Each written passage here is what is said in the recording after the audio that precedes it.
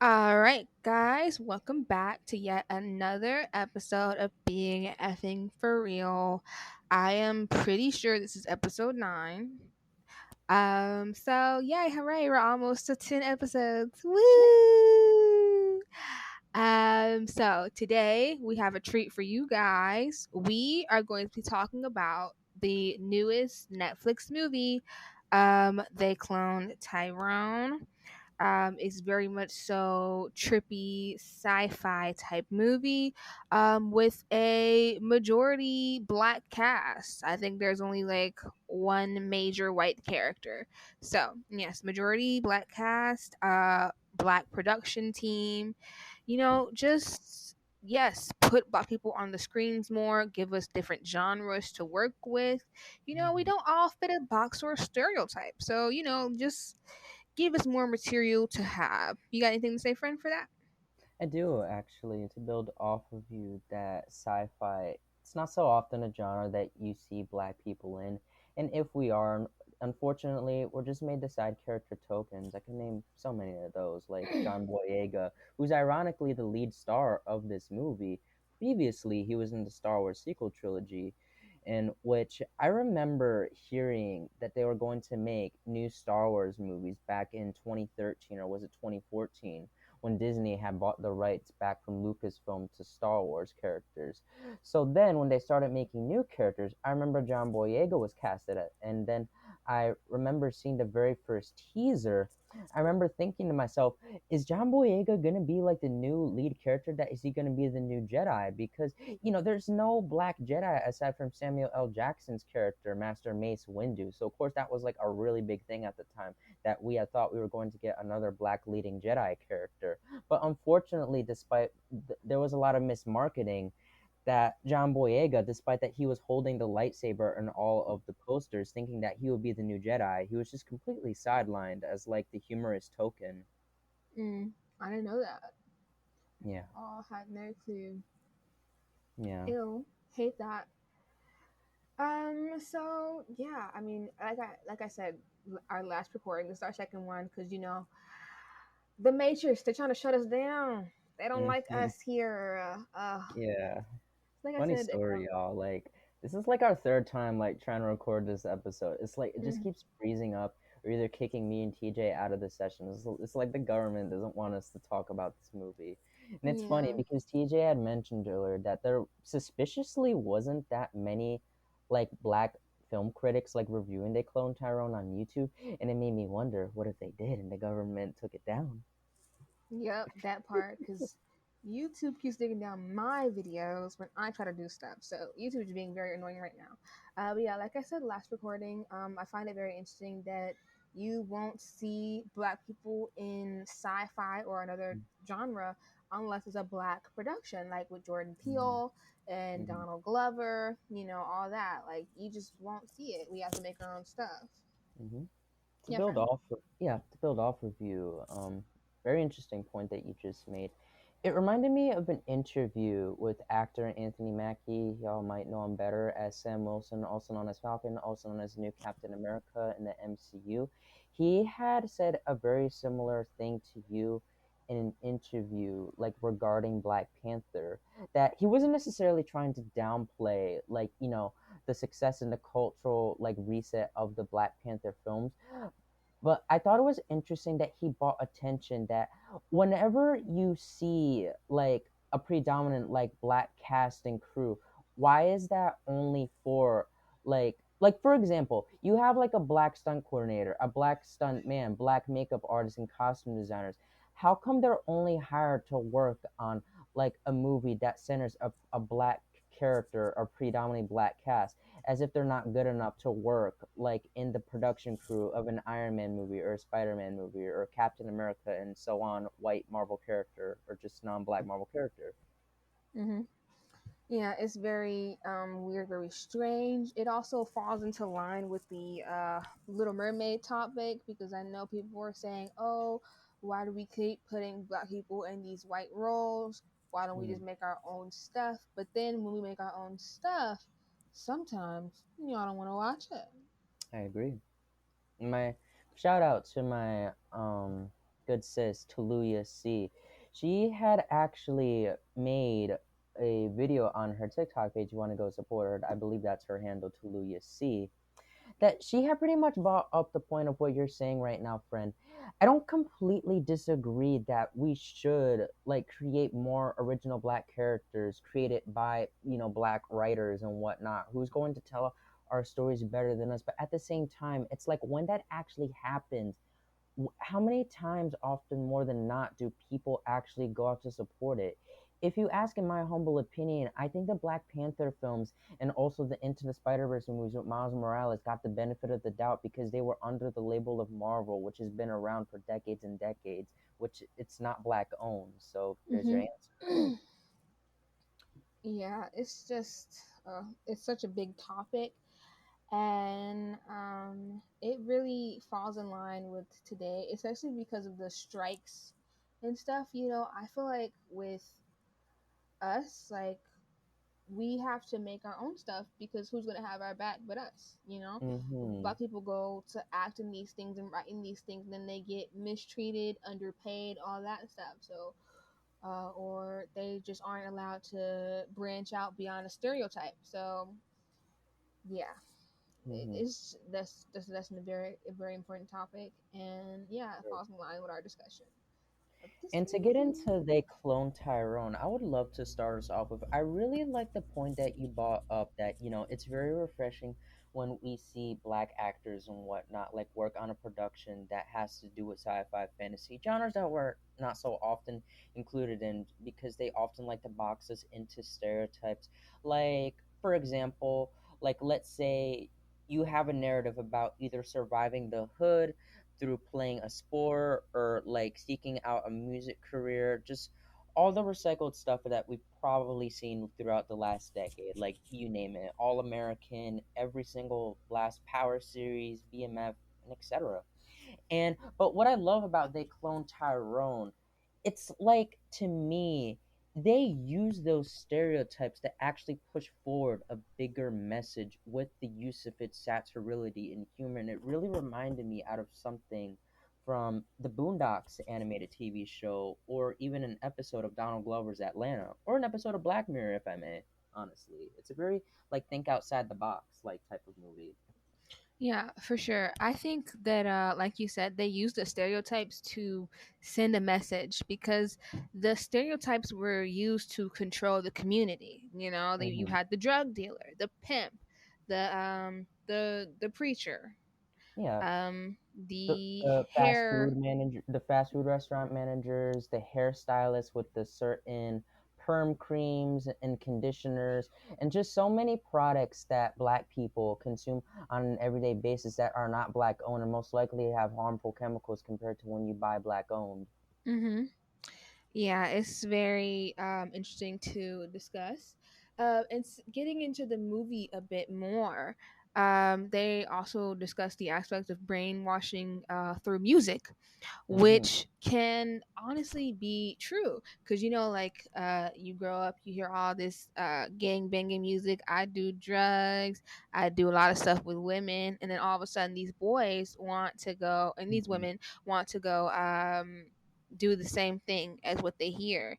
And they think Hmm. it's cool and fun and dandy. And then you have more violence in the community, and it just creates a pipeline of jail and all that stuff. So yeah, you It's got so funny you bring this up, friend, because as I was scrolling through Instagram today, I saw something literally pertaining to this. That I had saw a quote from Meek Mill that he said that most of the time rappers are paid to rap about ignorant stuff. But are we really surprised? Because they're paid to do that. Yeah, he yeah, clearly said that rappers are paid to rap about ignorant stuff. Yeah, sorry. Um, yeah. I'm not surprised by that.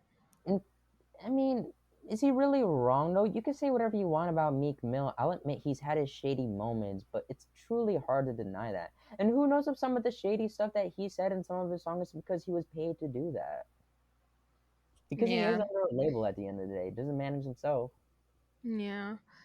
Uh, And also, no, I was just also gonna add, like, to my own experience when it comes to being influenced by lyricism, when I was in middle school, I was introduced to what's it called?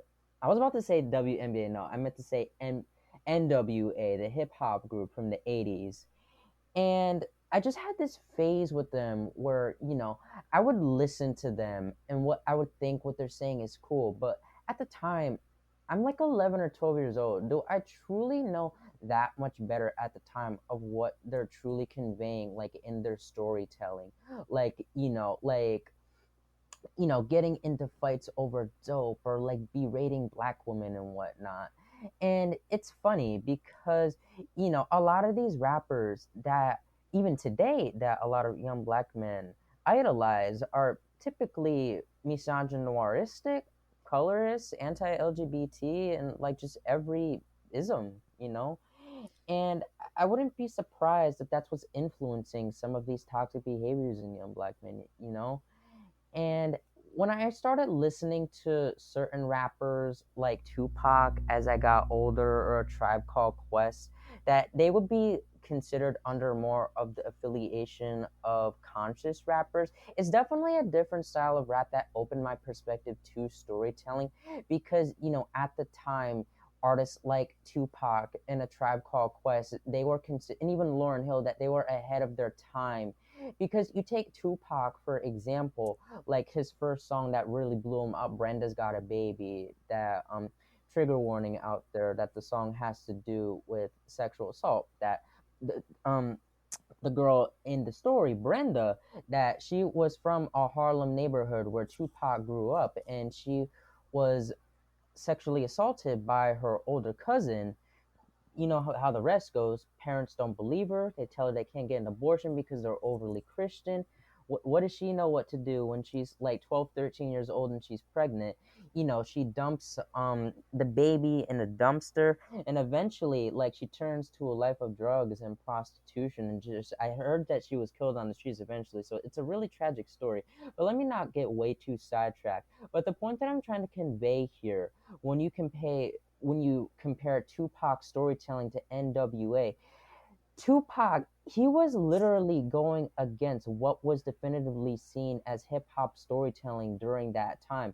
And if Tupac was around today, he would undoubtedly be called like a simp or a woman panderer. Because how many rappers back then, like Tupac, were actually sticking up for issues going on in the community instead of glamorizing them? Yeah, this is actually a perfect segue, friend, to get into the movie because Hmm. you know the opening scene. So we open up to these people in front of a corner store. In the back of them, there's a poster of a white man smiling, watching them, which very much show foreshadowing. And they're discussing that one of them saw was it Michael Jackson Yeah, it at was the Michael Jackson and Tupac that they saw walking around their neighborhood known as the Glen, which that's also interesting to me because they don't actually specify where this fictional neighborhood is located. It's just referred to as the Glen. Even the license plates just say a swell place, which is hilariously ironic because it's so far from that. Yeah, when I think of the Glen, I think of Glendale. Right. So where's Glendale again? Let me look that up actually. Let's research. But yeah, they opened that up and they're discussing how they saw clones of MJ and Tupac, and that they are either clones or they never really died, and they're out and like living life somewhere. And then we see our main character Fontaine, Mm-hmm. and he wakes up in his bed, asks his mom, "Does he want anything from the store?" She's like, "No, I went to the Fish Fry." So he goes over to the store. He gets his scratch off. He loses. He goes to work out, and then he picks up this little kid named Junebug, who helps him figure out that one of the guys is selling where he's not supposed to. He's selling in his turf, so he runs him over. I honestly was not expecting him to run him over, but that was hilarious. Just Mm-hmm. boop. And the way Junebug reacted was so funny to me. He was like, "You crazy." Why did That he was run him over again? hilarious. I think it's because he owed him money or something, right? And I think it was because he was selling in his turf, and like they're not supposed to sell there. Oh yeah. So yeah, so he's like, "You're not supposed to sell here," so that whole thing.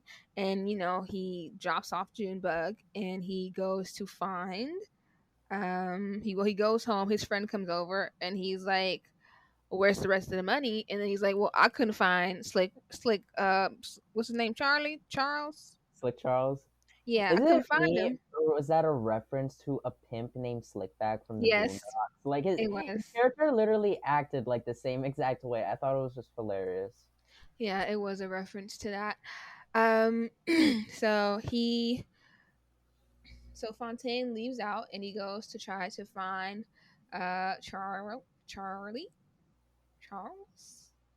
We're gonna call him Charlie for fun's sake. So he goes to find Charlie, and he sees this sex worker. I forgot her name, but she's the one with the pink wig. And she tells them, she's like, maybe I seen him, maybe I ain't. And so he pays her, and she tells him that he's at the other hotel. He goes to the hotel, bangs on the door. Slick Charles is in there. They like have a little scuffle and a little back and forth. Gets his money, walks out, goes to the car. As he's about to bag out, a car comes up behind his car so he can't back out. And so he realizes like what it is. He grabs the gun, goes to shoot. They light him up. He dies in the front seat. And all of a sudden, he wakes up in his bed. Yep. So at this point, I was like, "Oh, is this a Groundhog's Day situation? Is this like that movie, my favorite movie, before I fall?" Like I was thinking, like, is it gonna keep dying over and over again until he learns a lesson or something happens? That was like my original thought. But then he repeats his routine, and he ends up back at the motel with Slick Charlie, and he shows up, and Charlie is like, what are you doing here? You're supposed to be breathing through some tubes. I saw you get lit up yesterday. Like, what's going on here? This is weird. This is strange. This is suspicious. And so Fontaine doesn't believe him at first. And he's like, you can ask Yo Yo. And so Yo Yo was a sex worker who left previously. She was arguing with Slick Charlie before Fontaine showed up. And she's the one that left. So they go find Yo Yo and they talk to her. And she was like, yeah, I saw you yesterday. Um, and they were like, "Oh, did you hear any gunshots?" And she was like, "Yeah, but when I came back, I saw this black truck pull off." So they drive until they find the truck, and they're like, "Well," and then Fontaine is like, "Well, this isn't the car that my rivals have. So like, who is this?" And Fontaine also notices that this is the same truck that he saw the day previously when he saw a bloody man get picked up in a black truck. So Hmm. they sit outside the house and they Slick Charlie and Yo Yo want to leave, but then Fontaine goes in, so they follow him and they find, this weird office space. Do you want to take over, friend? Yeah. So they find, well, what it looks like is just an abandoned trap house. But then the crew, they find themselves, excuse me, that they discover a really fancy elevator, which obviously that looks out of place in a really destroyed trap house. So it's like they go down there and they find a laboratory, and there's a scientist down there. Now here's where things start to get trippy and really set the tone for the movie, if you ask me. That there's a scientist, a white guy, but there's a gist of it. Excuse me, twist of it. He actually has like an afro like centric like coarse hair, and I'm like, huh. At first, I thought he was giving Bob Ross, but apparently not. I thought it was a Bob Ross situation, but no. Carry on, friend.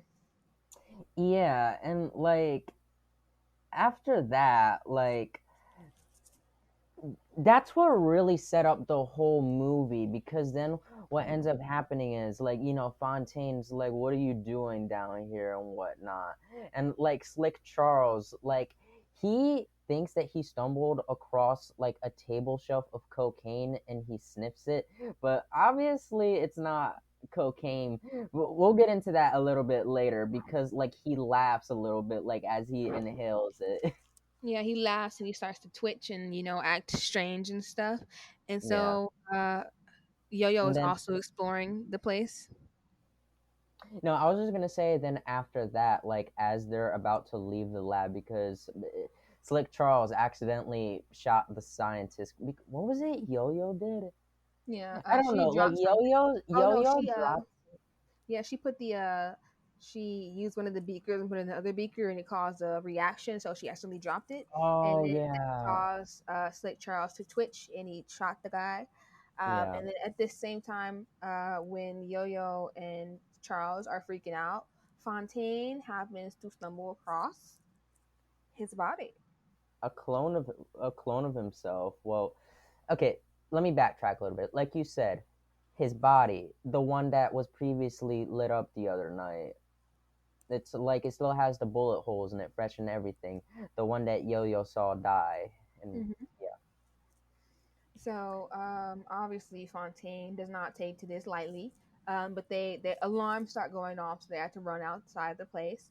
And instead of going to their respective homes, they go to Yo-Yo's grandma's place, which Mhm. is also its own topic of discussion because we never see Yo-Yo's grandma, we never hear Yo-Yo's grandma, nothing like that. We just know she has a grandma and this is her place. So they go to Yo-Yo's room and they're supposed to Yo-Yo convinces Fontaine to stay instead of storming out. So they stay, they spend the night, and then Yo-Yo wakes up and she sees Fontaine is gone. So she wakes up Slick Charles, and they both leave to go find Fontaine. And turns out Fontaine grabs some of his crew, and they stormed the house. But when they got there, the house was just a normal house, like a normal Mm, suburban house full of furniture and rooms and clothes and stuff. And so all his mm. friends are like, "Oh well, I mean, we all have off days. Go drink some water." It was it was so funny. We're all gonna go Oh, drink some water. We're actually all gonna go get some water. You wanna go? And so he drives off on him. Which like, what the heck? I thought you was driving with you, man. This movie is so funny. And so he, storms off. You want to carry on, friend, with that? yeah. So then this is would then lead into another really important aspect of the film picking up after they discovered the lab the previous night. That Fontaine, Yo-Yo, and Slick Charles that they meet up in a fried chicken restaurant. And it's funny because it's particularly a fried chicken restaurant that Fontaine always sees a commercial in, like every morning that he does his routine. Like, Mm-hmm. he wakes up in the morning, like he just watches a little bit of TV, he sees the fried chicken commercial, and then the rest. Asks his mom what he wants from the corner store. He goes to get his scratch off ticket and his bottle of beer, and yeah, etc. But let me not get too sidetracked. So they're sitting down at the fried chicken restaurant and they're discussing what they saw the previous night. But then out of nowhere, Fontaine, Yo Yo, and Slick Charles, and just the rest of the fried chicken restaurant, as they're eating the chicken, they're just hysterically laughing like they don't have any control of themselves. And then here's the highlight quote. Slick Charles says, "It's in the chicken. It's in the chicken." Yeah, because he notices. He said, Fontaine, I've never seen you, laugh or smile before. You should do it more often. And then that's like his awakening from the Matrix moment. 'Cause he's like, wait a minute. I've never seen you laugh or smile Like before. never. Why are you doing it right now? And then he realizes he's seeing everybody else is smiling and laughing for no reason. And he's like, wait a minute. It's in the chicken. So, Yo Yo, I love Yo Yo. She's everything. So she gets up. She's like, I'm going to use, my womanly wiles to get this information. So we find. Wait, so I don't mean to interrupt you, friend, but you missed one part. So when Slick Charles says that it's in the chicken, y'all are probably wondering what's in the chicken. So remember in the lab when Slick Charles, like what seemingly to him is cocaine, and it makes him laugh. It's not really cocaine. The fried chicken restaurant, like I guess they substituted like their powder for whatever that fake cocaine is, like to make them laugh. Hmm. I'm sorry, Yeah. friend. You can continue now. Yeah, you're okay, friend. Thank you. So she tries to use her womanly wiles and goes to find the manager of the fast food restaurant. Yet again, another white man with an afro. So at this Hmm. point, it's like it's giving pattern. It's not giving Bob Ross anymore, unless you all go to the same barber shop. And she was like, "Yeah, you should get the Bob Ross. It's in style." I mean, it was in style because wasn't Bob Ross on then? Well, I mean, when is then? Honestly, that's the real question. Anywho, so she, asks the guy to get her. She goes back to the office. She says she's gonna give him, the full package. She asks for a bucket of chicken. They get the chicken. She notices, she like looks through his file. She notices there's a monitor or stuff on the TV of not just the fast food restaurant, but the church and the strip club and all that stuff. And so she like sits on his lap and feeds him chicken like aggressively, as like a kink. So it was very funny. He was like, "Oh yeah, you like that?" I was like, "Yeah, I like that. It's yummy." Big brown thighs. Like, yeah. And then she's like, "Actually, I have to go to the little girl's room." And then she leaves, and she informs them of what's going on. And Yeah. then at this point, I think this is when they see the truck outside the chicken place, right? Mm. Yeah. And so, wait, no, no, no, I'm missing steps. No, they go to the hair salon, right? And then they see the truck outside the hair salon. And so Slick Charles gets in the truck because he's trying to look through the boxes and stuff. Um, and then they're supposed to come back out, help him out the truck. But then the rival who shot Fontaine comes up in the store, and he's like, "Wait a minute, you're dead. I just killed you. What are you doing here? This is weird." So they like get into a whole scuffle argument, and the truck drivers drive off with Slick Charles. And so they follow the truck, of course, because they can't leave Slick Charles in there by himself. And they follow the truck to a church. And so they go in the church, and church is very weird, very strange. The preacher is, preaching, but the atmosphere is very weird and trippy. And then they start playing, "Yeah, you broken with some but on the organ, which is so funny. Why would you do that? But yeah, he's like drinking the blood of Christ, obedience, obedience, this, that, and the third. And the powder was in the crackers that they gave to the church goers. And so after church let out, they like hid in the pews. Is that what it's called? I haven't been to church in years. I think they're called the pews. You Um, you got know, me, friend. they hide in the pews. And they, when everybody's gone, they get up, and Slick Charles was able to swipe a key card from the truck. So they use Slick Charles's key card to find, and they find yet another elevator. They take the elevator down the stairs. They go underground. I forgot that we forgot to talk about the song they sang when they went on the elevator the first time, which was so I remember funny. I remember the name of the song, but I just remember Slick Charles and Yo-Yo start singing, and like Fontaine was just like that one friend that's just had enough. Mm-hmm. Like to the Mm. underground. Yeah, but to build off of what you said before, when Yo-Yo seduced the fried chicken restaurant manager and she sees on the monitor that she sees surveillance footage of the church, that at this point, that's when our main set of characters realize that like that there's something much larger going on, because why are they only surveying like like really important landmarks scattered like throughout across the glen? It's like so that like they're literally like watching like our everyday lives. Mm-hmm. So they go down in the elevator, and they find, this whole enterprise. And so Fontaine goes to the bathroom, and he finds, these dudes in suits, and he's like, "You know where I can get them suits?" So he takes the suits off them, of course. Then he gives them to Charles and Yo-Yo. Hmm. And they, they walk around the place, they explore.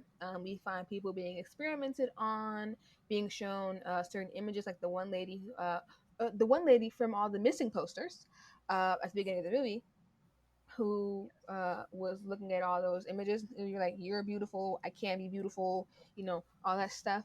And then they, they keep going, and they find a room full of little standing up, like long boxes. Hmm. And so I think he presses the word decanter or something like that. And it turns out it's like three of the same man. And so Fontaine's just walking around pressing stuff. And eventually he finds himself. Yeah, But then yet again also, another one of his clones. yeah, and then also Charles is walking around pressing stuff. And guess what? Yet another crazy twist. He finds himself. Charles is a clone.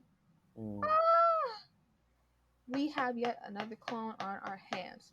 So Yo Yo is trying to find Charles and Fontaine when all of a sudden she hears gunshots. And turns out Fontaine is trying to shoot his clone, and he's like, "You're not me. I'm real. You're not real. I'll kill you." And so all of a sudden the alarm starts to go off. So they have to escape down another elevator, and they get out through the strip club. Mhm. They're in the strip club dressing room, and so they like shed their suits and they come out. But then all of a sudden, the DJ guy gets an alert from his walkie-talkie saying that he needs to capture these people. So he decides to turn on music from the big, and so at the in one of the scenes from the beginning of the movie, when Yo-Yo, Fontaine, and Charles are in the car, and they play a Russ song, and Yo-Yo mentions he's like, "Oh, his songs always make me sleepy," and they all say, "Yeah, me too." I Right? didn't even piece that together. Yeah. And so in the strip club, the guy is like, "Oh, let me turn on this new Russ for y'all." And so here is an interesting tidbit. So we watched the director talk about a few Easter eggs from the movie, and he discussed the fact that he put Morse code. They put Morse code in some of the songs. So one of the messages was, well, I forgot exactly what it was, but it was like, telling them to get into action and do something that they need them to do. And Hmm. that was they were able to escape in their car, but the car broke down, and so everybody surrounded their car and they're trying to break in and stuff.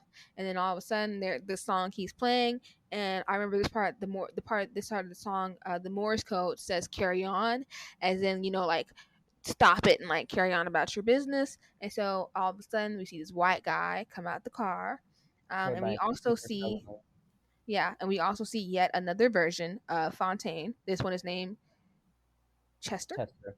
Chester, Hmm. yes. Yeah, he um was the white guy's bodyguard. yeah, a bodyguard of sorts. And so the white guy comes out. Oh, his name is Nixon. Nixon comes out the car, which is ironic because President Nixon. So Right. Nixon comes out the car, Also and ironic because the actor that plays Nixon, Kiefer Sutherland, he's Canadian. I just thought that was kind of funny. that's so random. So yeah, Nixon comes out the car and he's talking to them, and telling them about, oh, we've seen what you've been doing and this and that and da da da. And then all of a sudden he says the word Olympia Black, and now he's instructing Fontaine to do certain things like put the gun in his mouth, put the gun to Yo-Yo's head, like cock the gun and all that stuff. And so he's like, "Don't forget, we control you. You don't control us. Go home and leave. Just it's over. That's it for you." And so we don't know how they got home, but Fontaine wakes up in his bed, and he asks his mom something, and then all of a sudden Yo-Yo's at the door, and she comes through yelling at him, and she's like, "We need to fix this. We need to fix this for the children and the moms and the grandmothers and the sons and all that stuff. We need to make the community better. We can't have these white people surveilling us and brainwashing us and stuff." And Fontaine is like, "Nah, I'm done. I'm gonna live my life because it's not real anyways. What do I have to lose?" And so Yo-Yo is understandably pissed off, so she storms out. And then now let's take a little break to hear from our sponsors. It's summertime, guys, which means it's the prime time for festivals and concerts. This festival season, planning for faster, efficient hydration is essential. Liquid IV has you covered while you prep before, power through to the headliner, and recover after the weekend. Its convenient packaging and delicious flavors like watermelon and hydrating feeling keeps me coming back for more. One stick of Liquid IV and 16 ounces of water hydrates you 2 times faster and more efficiently than water alone. They have 12 delicious, refreshing flavors to keep your hydrating routine exciting. Made with premium ingredients, non-GMO, and free from gluten, dairy, and soy. This is the perfect thing to keep you hydrated this festival season. Get 20% off when you go to liquidiv.com and use code BFFRPOD at checkout. That's 20% off anything you order when you shop hydration today using promo code BFFR at liquidiv.com. So this is the part where Fontaine is making himself some dinner, And then he thinks he gets Right. an idea, so he goes to talk to his mom, and he's like, "Mama, I wanted to talk to you. Can you open the door? Mama, let me in." Da, da, da, da, da, da. And so he basically breaks down the door, and he figures out that his mom isn't in there. It's nothing but a radio, and the radio only has three responses. Um, no, not right now. The fish fry and something else, like I'm not hungry or whatever. Mhm. And yeah, he this is his sort of is the final nail in his matrix breaking coffin. And so he goes to find Slick Charles, and meanwhile Yo-Yo is out and about. She sees Pinky. We yet again see the missing persons poster in the background of that lady from the underground place. And Yo-Yo gets snatched up by the van, and the white guy Nixon takes her to the underground bunker, and decides to torture her or whatever. And so meanwhile, Fontaine and Slick Charles are doing stuff, and then Slick Charles is like, I have an idea, but you're not gonna like it. And so all of a sudden we see um, Fontaine goes to his rival, and he's telling him about the cloning stuff and all the experiments and stuff, and the rival doesn't believe him, and he's talking about you're full of crap, and so he shoots him, and the black van comes back and picks him up and brings him down to the underground, and all of a sudden we see Fontaine wake up again, but this time he goes out and Pinky talks to him, and all of a sudden, Slick Charles is kidnapping him and Pinky, and so he locks him up in the hotel, and he leaves. Turns out it was all a ploy. They were working together with their rivals to, fix the community and stuff. And it was all, just pretend to make so that the people watching them wouldn't get suspicious. And so Fontaine didn't die. He was just shot in the shoulder. So he gets out of his body bag, and he goes to find um, Yo-Yo and stuff. Doing all the things, and then he lets Charles in, and Charles brings the cavalry into the underground bunker. Everybody has united with their guns and weapons to take down this government facility. And they find Yo-Yo because this was hilarious. So they decided to use the perm on Yo-Yo, to get her to calm down and brainwash her and stuff, and they thought it worked. Turns out her hair was a wig, so it didn't work. That was She was able to hilarious. escape. It was so funny. She was able to escape, and they ran around. They attacking the people. They freed the people trapped. They freed the clones, and then they were having a standoff. The Nixon and Yo-Yo and Slick Charles were having a standoff together, and Slick Charles was out of ammo, and Yo-Yo was forced to give up her gun, and the guy knocked out Slick Charles, and all of a sudden another version of Slick Charles came and hit him. Yeah, Um, the clone. yeah, and I was like, wait a minute. Who's the real Slick Charles? The one with the leather jacket. Yeah. Wait, what? Oh, Oh, the one.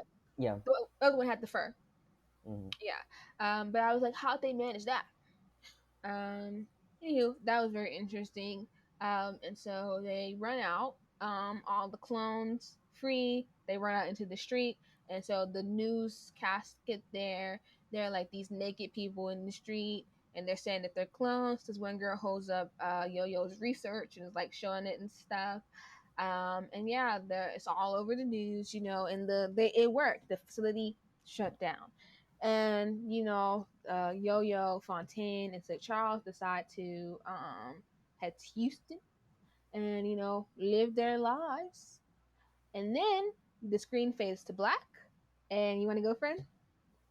Yeah, I was just gonna rewind a little bit, friend. We forgot to mention old. So the biggest twist of Oh, the mm, movie. So mm, as Slick Charles and Yo-Yo are freeing the other clones and are just having to stand off against Nixon's character. So Fontaine, like he gets out of the body bag since he was got only got shot in the shoulder. So then he finds out the real head behind this operation that it actually wasn't Nixon. It was actually none other than himself, another Fontaine that was the mad scientist, but older. quite surprisingly, and that he actually wasn't a clone. That he was the, I mean, per him, he's the original Fontaine, but who knows if he was lying, you know? Yeah. Um, I wouldn't be surprised if he was the original Fontaine. And I Mm-hmm. also wouldn't be surprised if he wasn't. So he's basically like, about our brother Ronnie. I gave you some of the memories of his death, but I didn't tell you everything. Ronnie was shot by a policeman, and instead of them giving him help or take him to the hospital, they left him to die out on the pavement. And when he had to go to the morgue to identify him, they didn't like clean him up or anything. So he had to, clean Ronnie up himself, wipe him of all the blood, also clean up the street where he was killed at. And he decided that from then on he wanted to change that and make sure it never happened again. So here's the most interesting thing. He decides that instead of his people getting annihilated, he wants to assimilate them, which means he wants black people to become white people so that we can Mm-hmm. assimilate. But it seems kind of counterproductive because if you want black people to turn into white people, well, then isn't that annihilation in itself? You're I never annihilating black thought people. about that aspect. That technically is very contradictory. Yeah, if you want to turn white, then we're no longer black, which means you've annihilated the black people.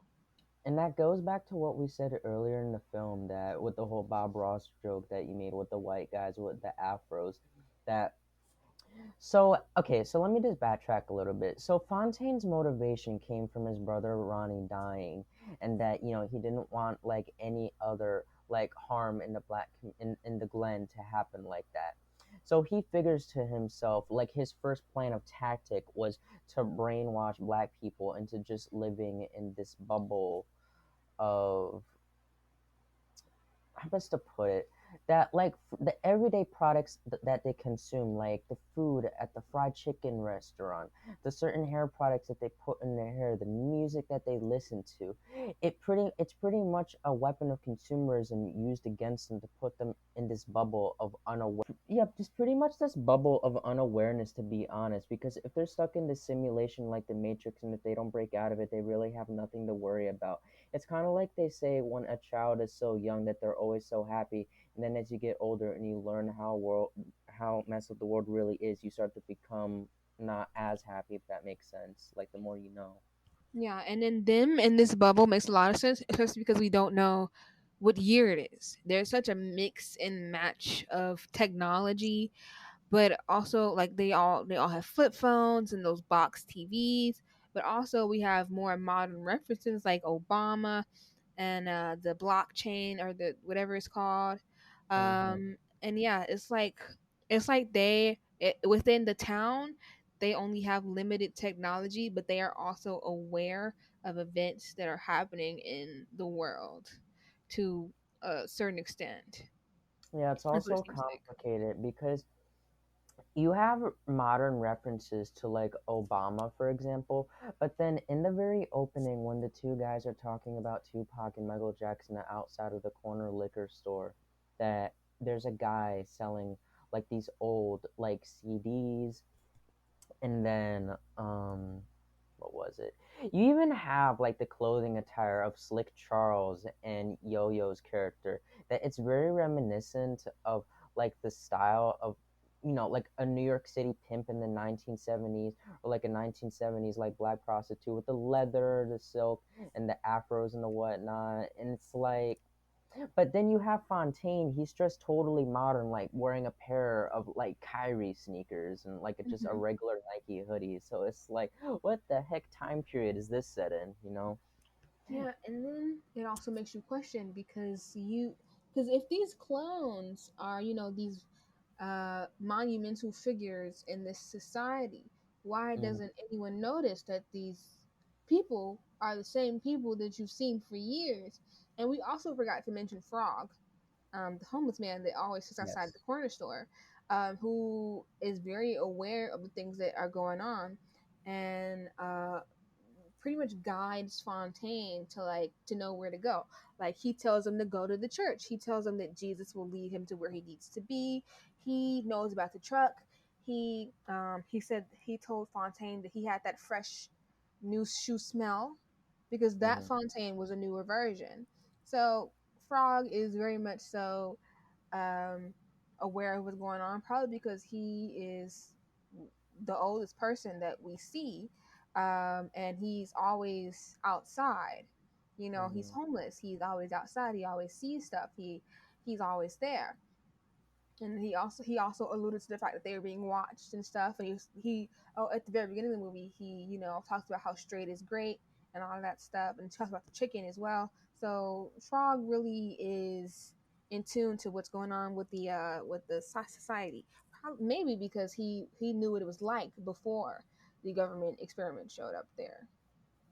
Yeah, I had also, so I actually just thought about this just now, friends. So I think him being one of the oldest in the Glen is the possibility of why he knew everything was going on, you know? So he's seen a lot of like familiar faces over and over again. But what if also that you take into consideration, notice how you said Frog is just always outside in the same place at the same corner store, like every morning when Fontaine does his routine.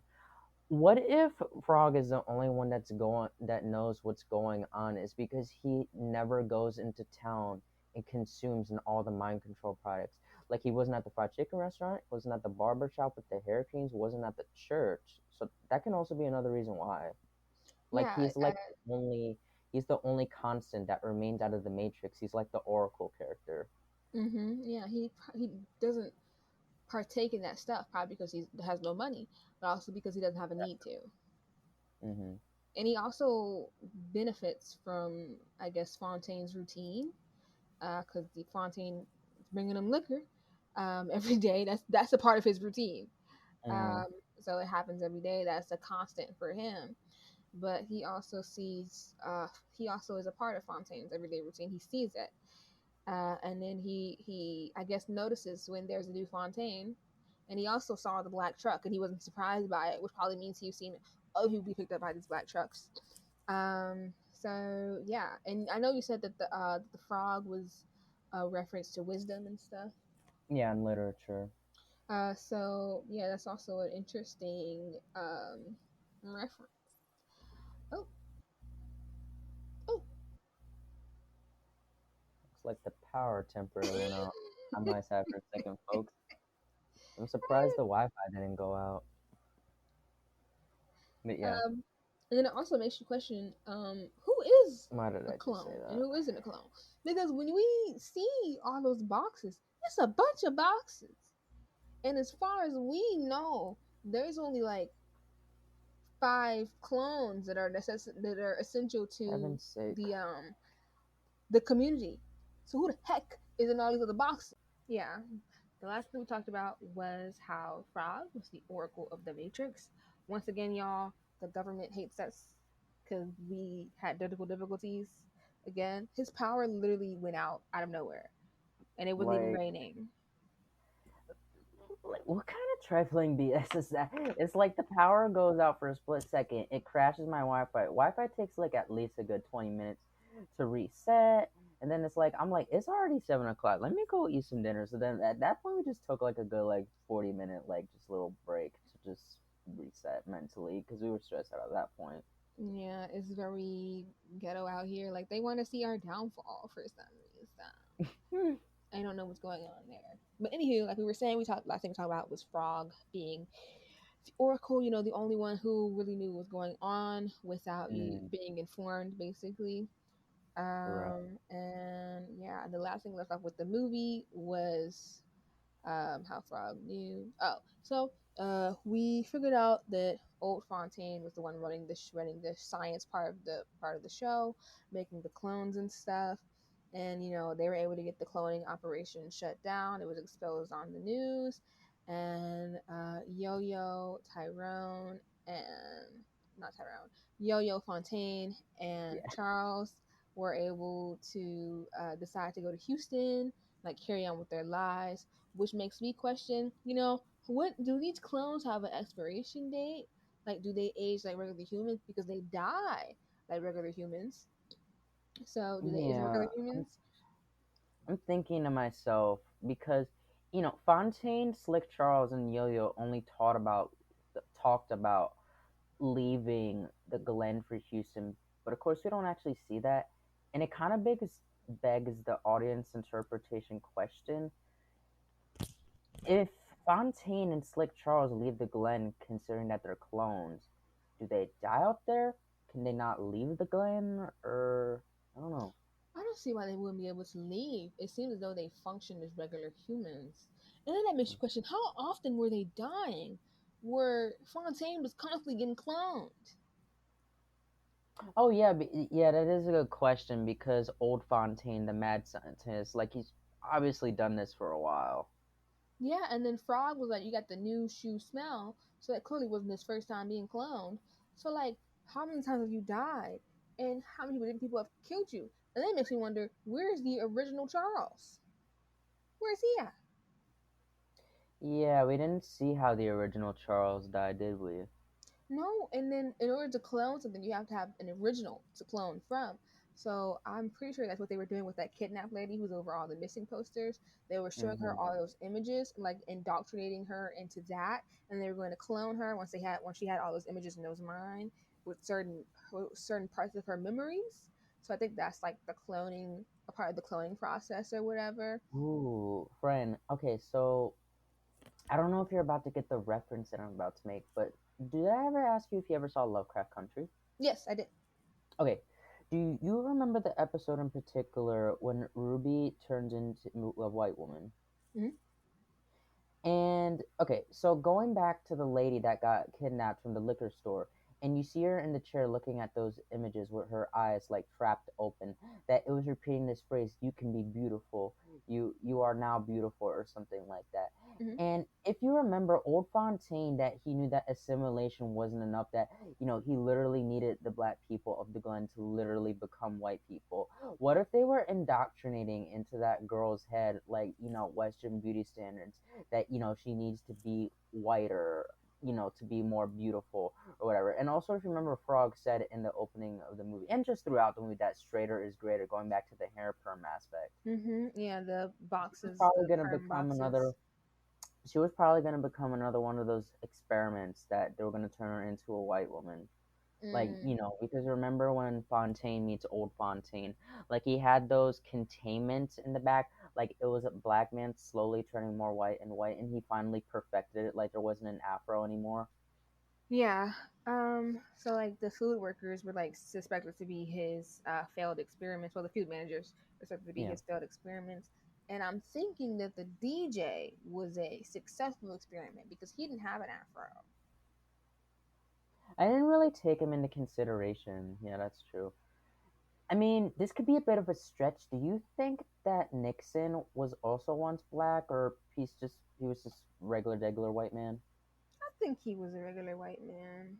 Yeah, He's not giving experiment vibes. yeah, you're right. Um, Especially the way that he was talking about keeping the United States united.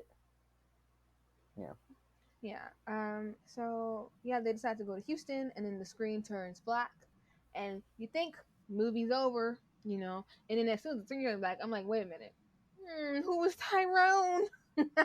Because the Right, whole time, because we're watching the movie, like, it was called The Clone Tyrone. Initially, when I saw the trailer for this movie, I thought that John Boyega's character was going to be named Tyrone because uh-huh. they cloned Tyrone, but that wasn't the case. His name is Fontaine, so I'm watching this and I'm like, so is Fontaine like his street nickname and Tyrone is his real name, or I don't Yeah, know. that was Like, my I'm just kind of question. like waiting throughout the movie to find out. Yeah, that was my question too. But then we see Fontaine wake up in his Hmm. bed, and he follows his routine this time, but this time is different. This time he has, those raindrop tattoos on his face, He has a completely signifying. different hairstyle. He has what were those, braids or cornrows? One of the two. Yeah, so he has different hair. He has the tattoos on his face, signifying, his different kills. He is around different people when he's working out.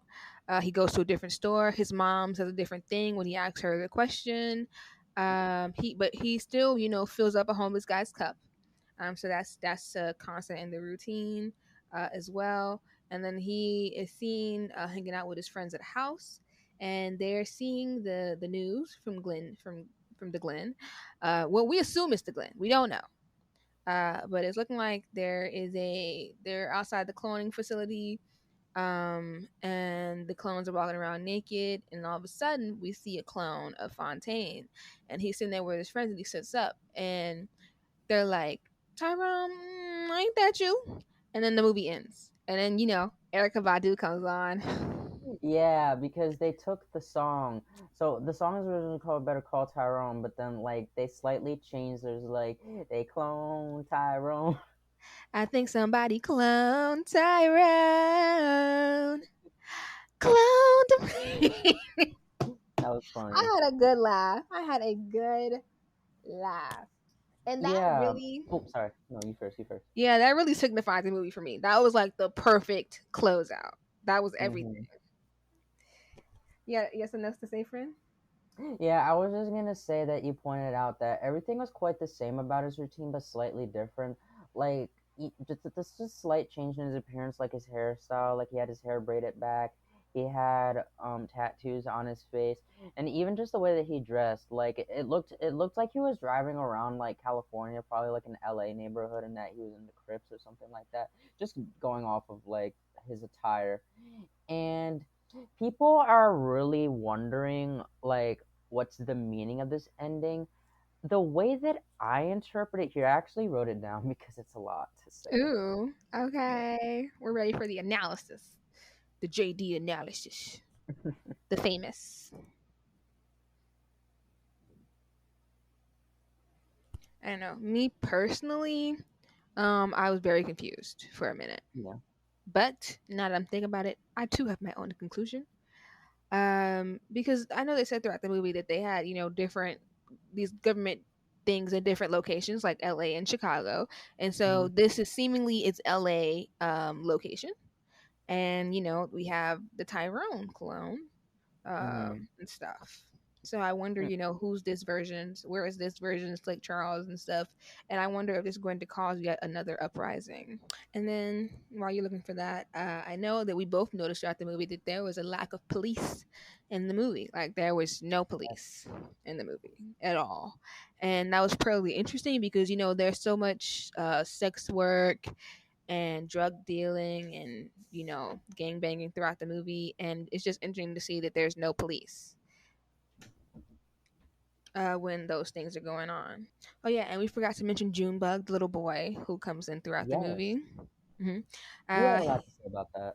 yeah, he basically is a source of encouragement for Fontaine because he reminds Fontaine of his little brother, and he's a part of Fontaine's reasoning for wanting to break down that system that they had because he wants to make life better for Junebug and people like Junebug.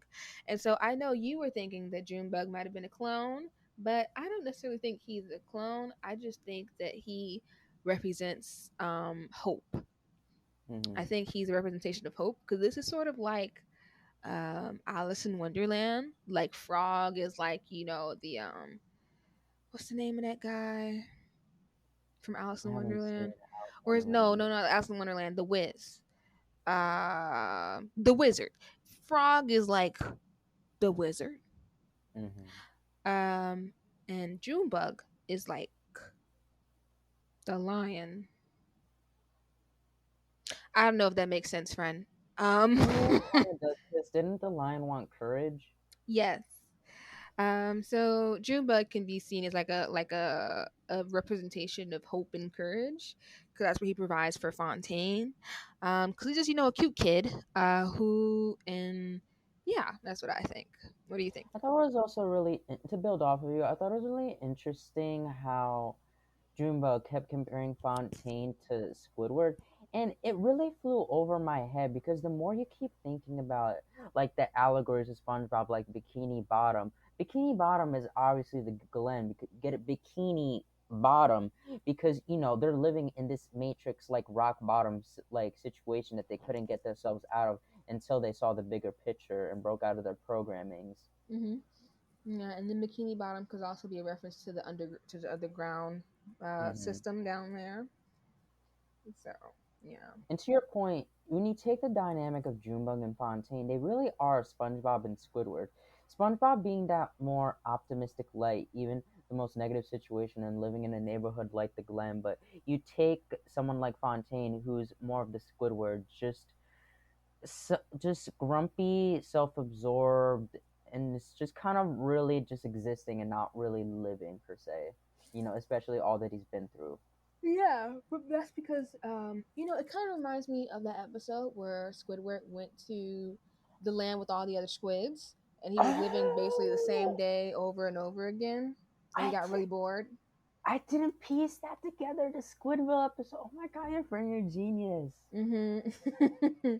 Yeah, he was basically living the same day over and over, and he got really bored of his circumstances because it was constantly the same environment, and it was the Right. same people, and he was used to having people like Squidward and SpongeBob, and without those people, he sort of fell into this monotony, and but then he realized what he was missing out, so he left that place and went back with Hmm. with SpongeBob and Patrick. So yeah, it's sort of This like that movie episode. is much more detailed than I really. Wow, this movie is genius. I kind of liken that to probably Frog's experience, because he is constantly there and he's seeing all these people constantly there, like Hmm. Fontaine, like Charles, these people who are repeats, and Hmm. it's but his life isn't mountainous. Squidward's life was mountainous. It was like basically Squidward's experience there was if Fontaine was aware that he was a clone, and he was Hmm. constantly doing the same thing over and over, and he knew his routine was the same over and over and over again. But since he Hmm. didn't, he wasn't like Squidward in that episode. Hmm. But he turned into Squidward in that episode once he realized he was a clone, and he realized Right. he was following the same routine, and he broke out of it by finding his mom, who was a radio, Yeah. which is Um. crazy. Yeah, we didn't really dig too much into Fontaine's mom, so I think, like we've said like a million times, like over this discussion about this film, that it's very much a Matrix like type of poetry where perhaps when you take into consideration that old Fontaine has probably been cloning himself over and over again for who knows how long, like in reality, like the mother would be like what, like 200 years old. She's like long gone. So like maybe like that's why old Fontaine didn't instill into the rest of his clones that his mom is dead. It's kind of like almost like an infinite time loop. He knows that his brother is dead, but it's like in the mind of the clones, it's picking up right after that moment. But in reality, it's been decades since that happened. Yeah, I feel like possibly because of the 70s aesthetic of the town. I feel like maybe that happened back in the 70s when Ooh. old Fontaine was young, Mm-hmm. and then he cloned himself at that point in time in the 70s. And now that he's constantly cloning these people, he sort of stuck in that mind frame, and so he keeps the town stuck in that time period because that's where he's at mentally. Ooh, I didn't even think about it that way. It's like the Glen developed but didn't really develop. It's just such a whole time warp situation. And I love the fact that they shot it on film instead of like modern camera, because it really fit the aesthetic and the vibes that they were trying to come across, and it made it look old timey. It gave it the Hmm. 70s vibe for sure. Right. Like some of the music in the movie, like the score, like it kind of had this like kind of funky like 70s type of thing, like Yeah, a and Foxy Brown like type thing. yeah, and speaking of other like pop culture references, we get references to multiple different movies, like Clockwork Hmm. Orange, that Kevin Bacon movie, and a Hello, few man. other. I've actually never seen that one, so those references probably flew over my head. Yeah, and a few other movies referenced throughout the film that were basically like trippy sort of um, constant type movies like this, like Clockwork Orange especially. So yeah, it was just sort of alluding to the plot, but it was probably also the filmmakers' inspirations as well. Yeah. You know what else is a reference? So remember the black SUV that will go around the Glen kidnapping people? It also reminds me of the opening scene of Get Out when Lakeith Stanfield is walking in the white suburb and then like the white sports car like pulls up and like just takes him away. Mm-hmm. Yeah. Yeah, I just this movie is so interesting, and it can just fit a lot of real life, because oh, and then we have the real life experiments and stuff, and how white Yeah. people constantly try to monitor us and control us throughout history, and all that stuff. And it's just crazy to me how in this movie, a black man was basically the mastermind behind the operation, Mhm. because of something that happened to him, which was caused by a white person. So yeah, it's just interesting to think about that. Yeah, I think it's definitely symbolistic that of course everything wrong in like in our communities like not just black people in America. You go to the Caribbean, you go to black people in Latin America or the continent of Africa. So of course we all have similar problems like because of like white supremacy and whatnot. But at the same time, we also have a little bit to blame to ourselves because we're still internalizing these things and projecting them onto ourselves at the end of the day, you know. I mean, Yeah. pretty much to say the least, we could be our own worst enemy sometimes, you know? And I think it's interesting also in another sense of how I thought it was really interesting that, you know, we get the mention that Fontaine's brother Ronnie was killed by police brutality, which, you know, is typical. But at the same time, I seem to know, and you when you reflect that to real life, like with Breonna Taylor or George Floyd, or like any other of the BLM victims more recently, those are the only times, unfortunately, when Black people like rally together for a similar cause that like you know we're being killed. But it's like we're being killed by much more things than white or non-Black cops. It's all like the movie demonstrated. It's in a lot of the things that we consume in our neighborhoods every day. Hmm. It's all For part sure. of. You ever seen Boys in the Hood, friend? Yeah. There's a scene when Lawrence Fishburne's character Trey's dad. I don't remember his name. But he was really just talking about like you know the process of gentrification. So it's like, for example, like if cops aren't killing us, what else is killing us? You take a look at the average diet of someone living in lower income or even poverty. You go to the hood, there's probably going to be a McDonald's and a KFC left or right. You're not going to find no Whole Foods like grocery store. Like I think Hmm. the best you'll probably get is like the groceries at a bodega. Like it's better than eating at McDonald's, but it's still not 100% either. Then you look to another corner, there's gun stores. Well, I would say there's less gun stores now because of the gun control going on the East Coast, but gun culture is definitely still more prevalent in the South. But you get my point. Yeah. And yeah, and then also hair creams. Like, isn't I heard there was a controversy that the Mealy brand that it's not even black owned anymore, that it's under some sort of new management. They're changing the ingredients to diversify the demographic. Yeah, it's a lot of brands that do stuff like that. Like I know Carol's daughter, and um, gosh, it was another one. I forgot the name of it. Hmm. Basically, they're like, don't use it because their management is being replaced, and they're changing their up their ingredients, and it's no longer healthy for black hair. And it's like, well, what's the point of you making hair products for us if you're gonna change the recipe? Hmm. And I just find it very weird, very strange. And speaking of, perming and stuff, perming was so prevalent because we were taught that our natural hair was ugly and something to be ashamed of, and that, straighter is greater, and all that stuff. So it's just Hmm. like a lot of references throughout the movie really reflect on real life throughout history and even today. Right. Yeah. And I could Um. totally. Oh, sorry. Were you gonna say something, friend? Oh no, go ahead, friend.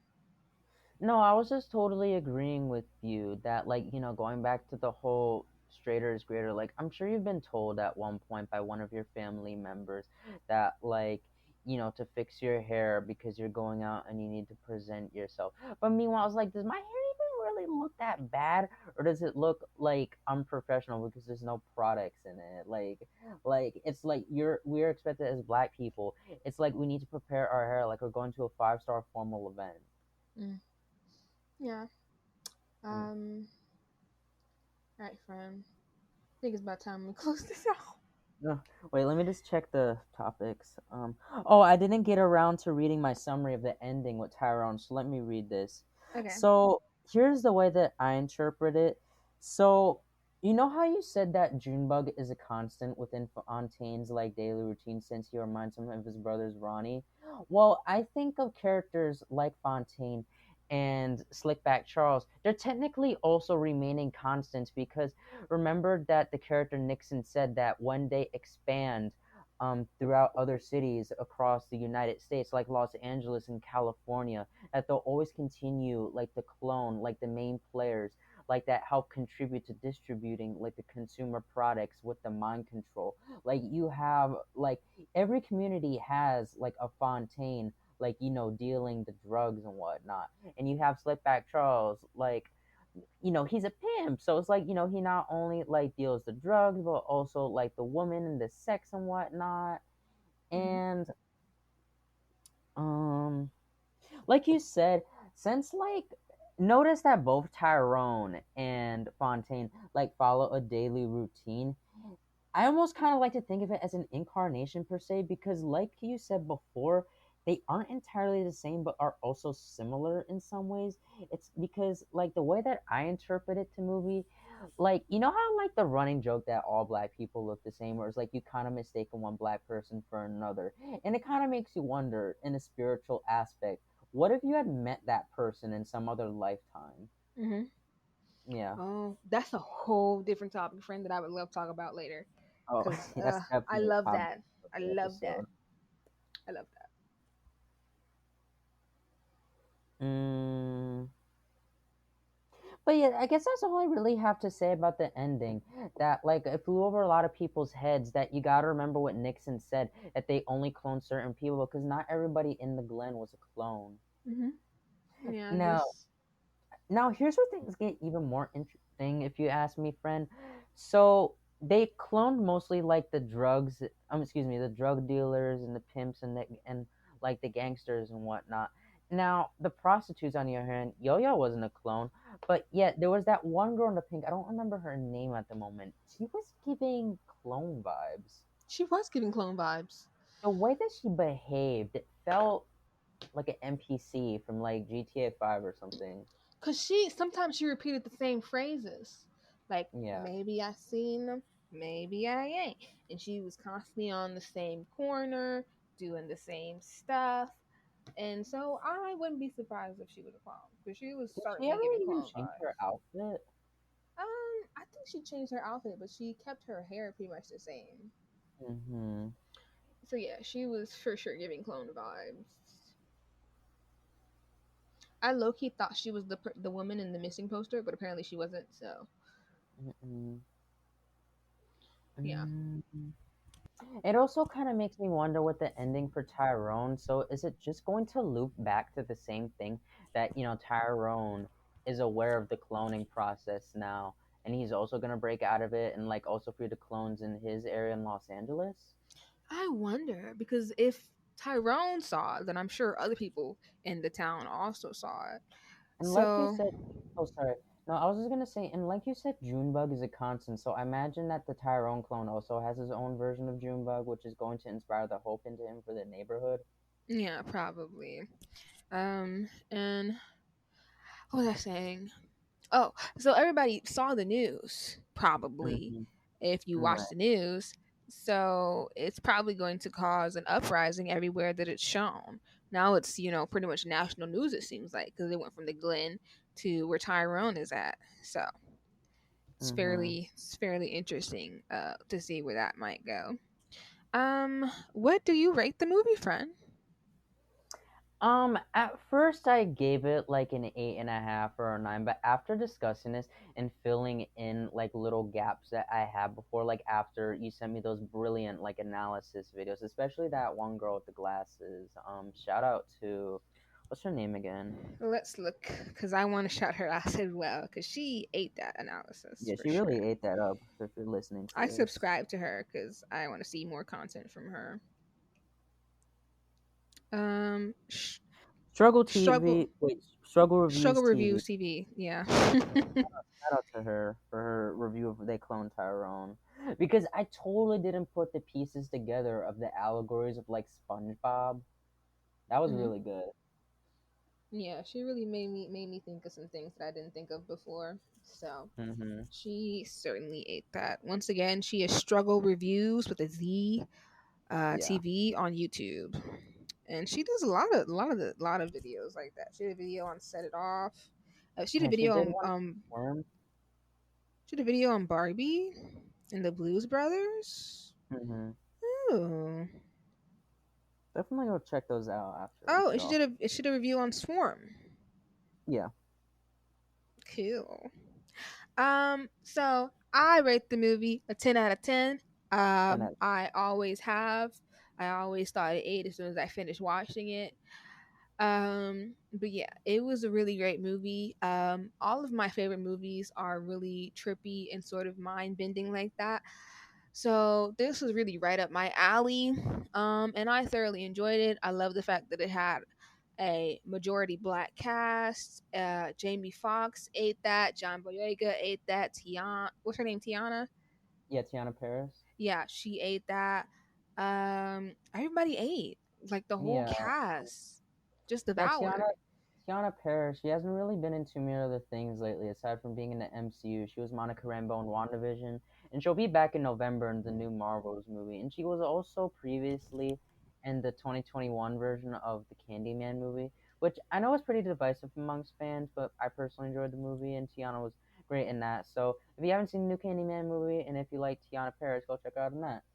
And oh, excuse me. John Boyega, shout out to him because, like, I truly felt terrible for him that he was done so dirty by Disney and Star Wars, and he's really like getting back on his feet, like landing like bigger roles in sci-fi.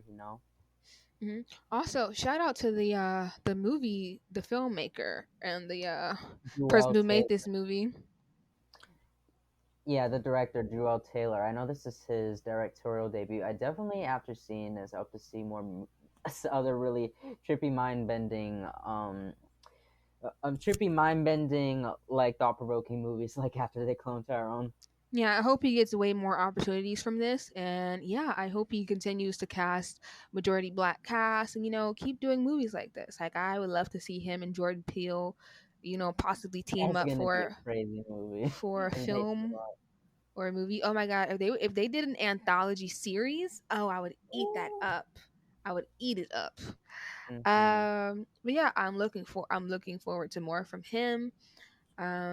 This was really exciting, friend. Like I haven't been this excited about a movie in a while. This is definitely worth the Oh, watch absolutely. This was definitely now in my top five movies of 2023 so far. Like, for what would you say sure. are some of your? What would you say you rank it in your top five of 2023?